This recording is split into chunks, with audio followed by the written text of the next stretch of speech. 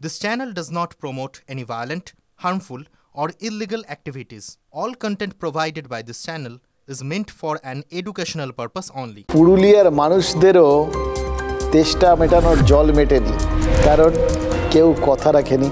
এই পুরুলিয়ার কোটলুই গ্রামে কংসাবতীর বালি খুঁড়ে পানীয় জল তুলছেন মহিলারা। ছবিটা যে জঙ্গলমহলের, যে জঙ্গলমহল হাসছে বলে আমরা বারবার দাবি শুনে এসেছি, সেই জঙ্গলমহলের এই ছবিটা দেখে আর যাই হোক আপনার আমার কারোরই হাসি পাওয়া সম্ভব নয়।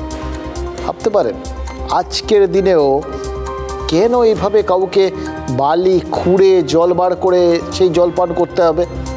বাম আমলের শেষ দিকে সজলধারা প্রকল্পের কাজ শুরু হয়েছিল এই পুরুলিয়ার কোটলুই গ্রামে।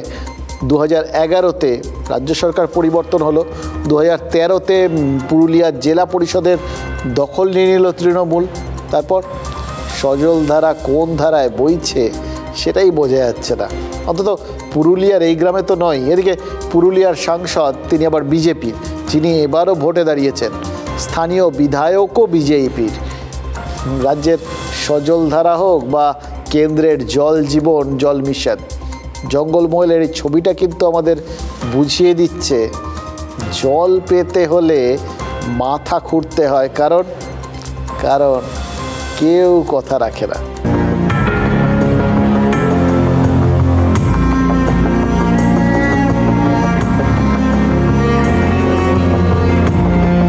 কুয়োর থেকে বা নদীর থেকে জল এনে খাচ্ছে, এরকম সমস্যা পুরুলিয়াতে নেই। ঠান্ডার জন্য ম্যাক্সিমাম মেয়ে ছেলে এখানে জলটা নিয়ে যাচ্ছে গ্রীষ্মকালে। আর দিদি কলকাতা থেকে বসে বসে বলে দিচ্ছেন কি জঙ্গলমহল হাসছে। এই অবস্থাটা অনেকদিন থেকে বলে জল লইয়া হচ্ছে না, তো কোথায় লইয়া করে বাধ্য হয়ে আসছি।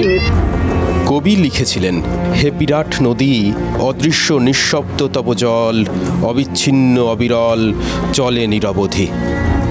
অবিচ্ছিন্ন অবিরল শুকিয়ে যাওয়া কংসাবতী নদীর বুক চিরে লাগাতার জল তুলে চলেছেন মহিলারা। কংসাবতীর পাশেই পুরুলিয়ার কোটলুই গ্রাম।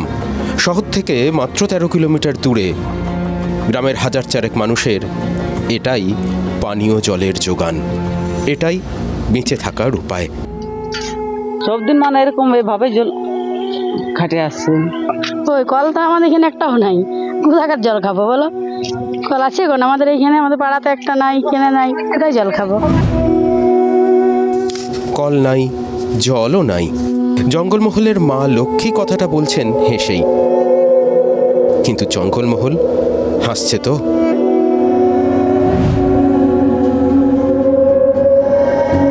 কারো বাড়ি 1 কিলোমিটার দূরে, কারো আরও দূরে। তীব্র গরমে এভাবেই জলের সন্ধানে বের হন ওরা সবাই ভোটার। ভোট এসেছে তাই নেতারা আসছেন, দেখা মিলছে অনেকেরই, সঙ্গে মিলছে প্রতিশ্রুতি। এবার পানীয় জলের সমস্যাটা নাকি মিটবেই। ভোট এলে এটা হয়, ভোট যখন হয় তখনই সবাই আসে। জলের কষ্ট এমনি দিনে তো কেউ আসে না, এমনিতে আসে না, কিন্তু ভোট এলে কিন্তু চেক করতে আসবে, ভিডিও আসবে, সব আসবে। বাকি দিন কিন্তু কেউ আসবে না। ভোটের আগে বলে যায় তো প্রতিশ্রুতি যে জলের ব্যবস্থা করে দিব, এ করে দিব, আ করে দিব। আর ভোট পারে গেলে আর কিছু নাই, তোমাকে আর ভালবেও না, তোমাকে আর টাকা বেও নাই। গ্রামবাসীদের কাছে সবটা স্বচ্ছ জলের মতো পরিষ্কার। নেতাদের কাছে প্রতিশ্রুতি আছে, সমাধানের প্রতিযোগিতাও আছে, সঙ্গে রয়েছে কিছু সস্তা যুক্তিও। জায়গা প্রজেক্ট যারা কাজ করছে তাদের কাজ একটু ডিলে হচ্ছে, যার ফলে একটু হয়তো পাইপলাইন ওয়াটার সাপ্লাইয়ের যে কাজটা আমাদের শেষ হওয়ার কথা ছিল সেটা একটু দেরি হয়েছে। তো আগামী 1-1.5 বছরের মধ্যে সেই কাজটা সম্পন্ন হয়ে যাবে। এইটা তো প্রমাণ হয়েছে কি দিদিমণি যে 13 বছর ধরে এখানে সরকার চালাচ্ছেন আর বলছিলেন জঙ্গলমহল হাসছে, পাহাড় হাসছে। হাসিটা তাহলে গরমের দিনে হাসিটা বেরিয়ে গেছে। বলরামপুর বিধানসভা তথা পুরুলিয়া জেলার প্রত্যন্ত এরিয়ায় আপনারা যান, এইভাবে টিএমসি সরকার মানুষকে জল থেকেও বঞ্চিত করছে।